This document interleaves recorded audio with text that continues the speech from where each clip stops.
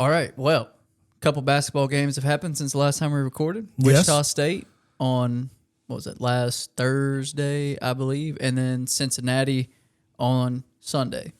Thoughts?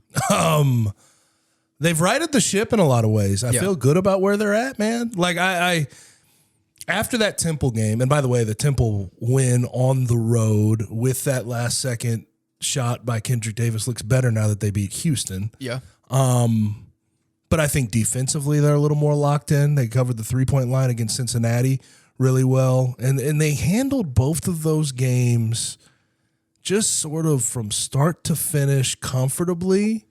And they were relaxed and they played within themselves, didn't turn the ball over too much, did some good things. So I feel as if they are back on track. Yeah. Was that the best 2-game stretch of the season, you think?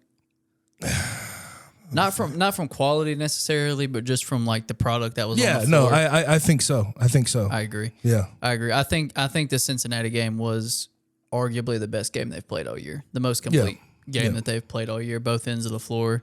And can we talk about DeAndre Williams? Was named AAC Player of the Week, 29 and 15 against Wichita State and 26 and 8 against Cincinnati. Mm-hmm. And we, last week we were kind of like, DeAndre's been part of the inconsistencies. We were like, it's Kendrick Davis, and then everyone else is inconsistent. And DeAndre Williams has had easily the best 2 games of his season, and kind of turned it around. 12-1 when he doesn't foul out, 2-4 when he fouls out. Yeah, it's not that complicated when it comes to DeAndre. Like I have gotten to the point, and I've said this like the past 2 weeks. If you look in the minutes column and he's playing 33 plus minutes, you can go ahead and chalk it up as a W. Yeah. And people will talk about, okay, well, what's he doing scoring the ball? What's he doing rebounding? Is he playing good defense? I think all of that follows if he just plays within himself and stays on the floor. And it was kind of funny in that Cincinnati game. He didn't foul the entire game until 10 minutes left in the second half. And then he unloaded the clip going and foul. He ended up with 4 in that last 10 minutes, but he was on the floor for 35 minutes. Mm-hmm. I mean, if you see that on his stat sheet, chances are the Tigers had success. Yeah. Did you kind of mentioned earlier that they've both been pretty comfortable, so you never felt like it could have went the other way against Cincinnati? There was a moment when it was 50-50. When they tied it at 50. Where I was sitting there and I'm saying, okay, let's see what the Tigers do to respond. Yeah. And they responded. They pulled away again. Yep. So that was Kendrick Davis. Yes. That's when Kendrick Davis started to take over and play well and was just driving and getting fouled every time, and he hit a couple shots also. So, but what we were talking about a week ago at this time was, okay, what are they going to do with rebounding?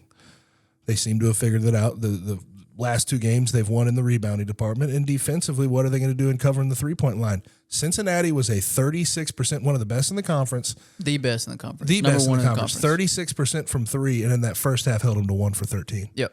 And that's something in the past that we have grown accustomed to with the Penny Hardaway coach team, but that team this year hadn't neutralized the opponent's sort of best attribute yet. Like when Kendrick Davis was at SMU, the conversation going into those games was, okay, what are they going to do to neutralize Kendrick Davis? And generally speaking, they did. They pretty much shut him down every time. And it feels like against Cincinnati, they got back to that, and they have righted the ills that we thought were going to be lasting. And I will say, and this is going to sound like kind of a shot, and it's not, but like Cincinnati is a good team, a solid team. Yeah. They don't really have a standout star player. Like Landers Nolly's their leading scorer. David DeJulius is... I like Jeremiah Davenport, I like too. Jeremiah Davenport. So they have good players. Victor Larkin's pretty good, too. Yeah, he had a really good game, but they don't... You know what I mean? Like, they don't have Kendrick Davis. Like, they don't have a top-tier player in the Like, each game, it'll be a different guy. Exactly. Which, I mean, you can win that. I'm not saying you can't win that way. They have been a solid team for the majority of the year, but they didn't have, like, that standout guy that Memphis had to lock down. And like you mentioned, going 1 of 13 from 3 in the first half, they did get some open looks, but they just couldn't hit anything. And then I think if you're watching that game, you kind of feel like you're going to have to weather the storm at some point because they're not going to go 2 of 26 for the game. And they did hit a few in the second half, knotted it up at 50. And then, like we talked about, Memphis responded really well. So that was the only a little bit of hesitant moment of like, oh, is this going to flip the other way? But 6 for 24, you can say, okay, Cincinnati had a tough game shooting the 3 ball. I thought the Tigers did a better job of playing their damn man and stopping with the over-helping and stop. They did a better job closing out and covering the 3-point line, and that's what happens. You hold a team that's 36% shooting to 25. Yep. And that's how you win ball games. Yep, completely agree. So what is it? Like, what are we seeing that's making this happen? Like, why is Memphis looking smooth? Like, what is the key to it? I think it's getting used to who you're playing with, and I think the rotations are controlled. And Penny's done a good job with that. And it's just you can tell those guys have a response to them because they know this is their last go, and they don't want to keep dealing with the same problems that they've been dealing with when they're losing ball games, when they're playing really close with Temple, when they're losing to Tulane, when they're losing late to UCF. They don't want to keep dealing with those issues. So it feels like they and obviously I haven't been at practice, so I can't fully speak on this, but it feels like they're locking in and doing the things that they know are shortcomings in their game. Yeah. And I think Kenny pointed this out to me that Keontae and Elijah McCadden are kind of the engine that makes this team move. Like, obviously, it's been said ad nauseum. Kendrick and DeAndre, we all know that. Like, let's get that out of the way for the 3,000th time. But, like, right. Elijah and Keontae are very important pieces on this team. And when they play well, when they play fast, when they play good defensively, and when they hit shots when needed, because Memphis doesn't need them to take 10 to 15 shots a game. They need 6 to 8 shots maybe from both of them, and they need them to be efficient.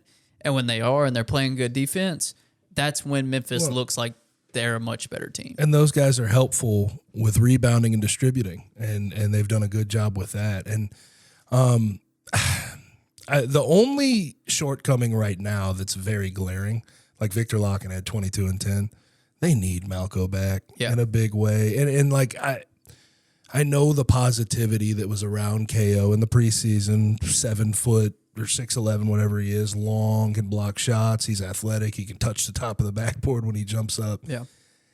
He doesn't provide enough enforcer when it comes to being an enforcer and playing the opposing teams big and rebounding too. I mean, you have guards, Keontae, Kendrick, Elijah, out rebounding him consistently on the floor. And I know there was a point especially in that second half of the UCF game, because I thought that was probably KO's best, some of the best minutes he's played all year.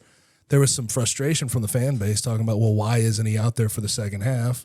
Penny gave his explanation. It was like, okay, they were playing smaller. They had guards out there. We didn't think that he fit. But KO's got to provide more in the way of being a traditional big man if he wants to get extended minutes. And I don't blame Penny for starting him for 5 minutes and then pulling him out and not playing him. Like, until he shows the ability to consistently be a force, to be strong, to play big, I don't know if those minutes are going to be there for him.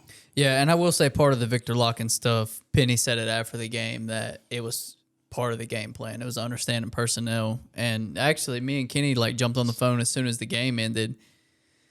And I was like, the one big thing obviously was Victor Locken just having his way down low, but it looked like they were kind of doing it on purpose. It was almost let him. And Kenny was like, that's what I think too. I think they were just trying to funnel everything to him. And then, Penny kind of confirmed that. And it makes sense because, as we've mentioned, Cincinnati is the number 1 3-point shooting team in the American. That's the way they want to play. They want to shoot a lot. They've got a lot of guys that can shoot from the perimeter. They're not afraid to shoot 33s in a game.